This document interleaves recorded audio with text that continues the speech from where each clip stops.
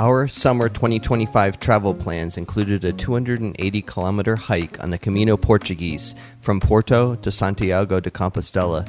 Jody loves the ocean, so of the 3 routes from Porto, we chose the Sende Litoral, which hugs the coastline.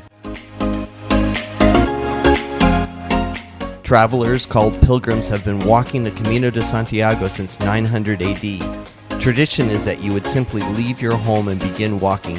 To live up to the spirit of that ancient tradition, we opted to walk from our home in California to the train station, which would take us to the airport. So back in the day, people would walk from their home directly onto the pilgrimage, and so here we go, beginning our Camino Portuguese, walking from our home to the train station, and then on our way from LAX to Porto.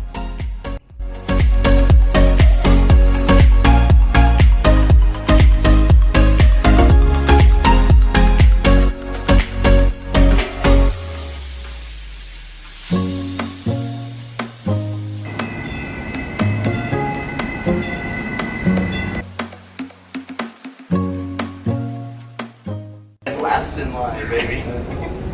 Some challenges on the trip meant we were the last people to board our second leg from Paris to Porto.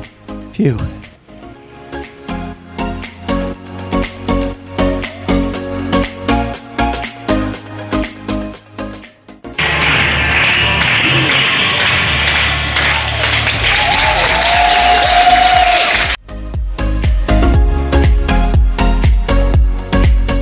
We had an evening and a morning in Porto to explore this charming city.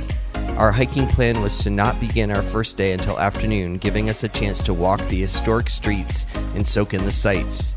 We began at the cathedral, both for its beauty and significance, but also because it is the starting point for the Portuguese Camino.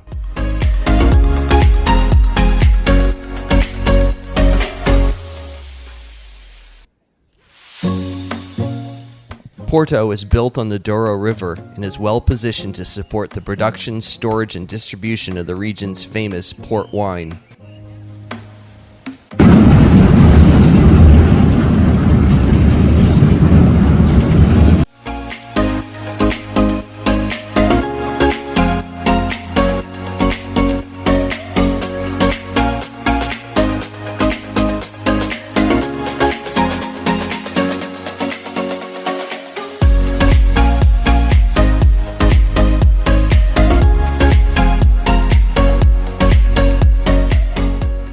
Portugal is known for its use of colorful tiles on the exterior of buildings, and we saw many examples of this in our time in Porto.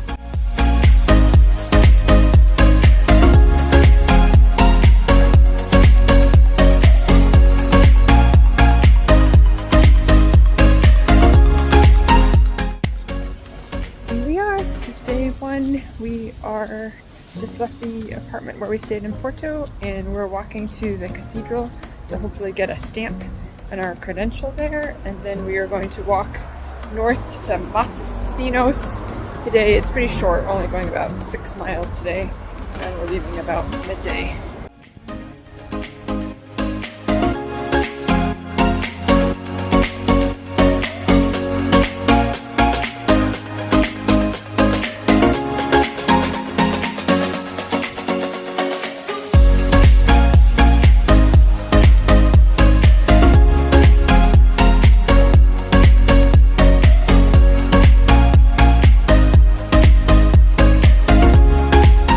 After getting our Camino passports stamped at the cathedral and grabbing a quick brunch, we began to make our way down to the river's edge for our first day of walking.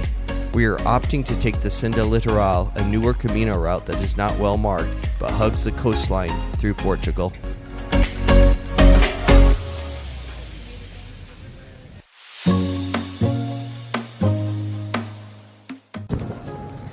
Have I mentioned I don't like walking on bridges? I'm so scared. Okay, almost done.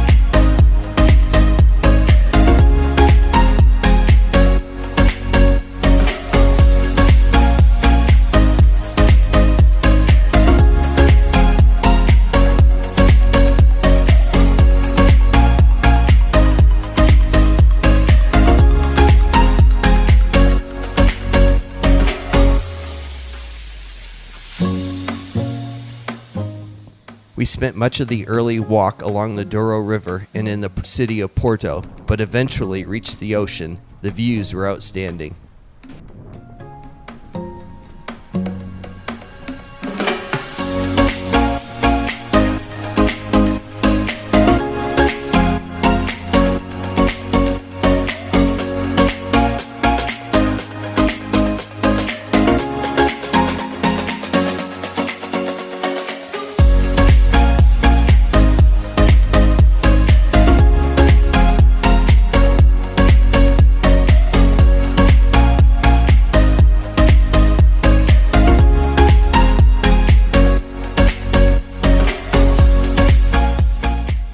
Near the end of our walk, we came across an old military structure that had been used to defend the coast during the time of the Barbary pirates. There are 5 such structures between Porto and the Portuguese border.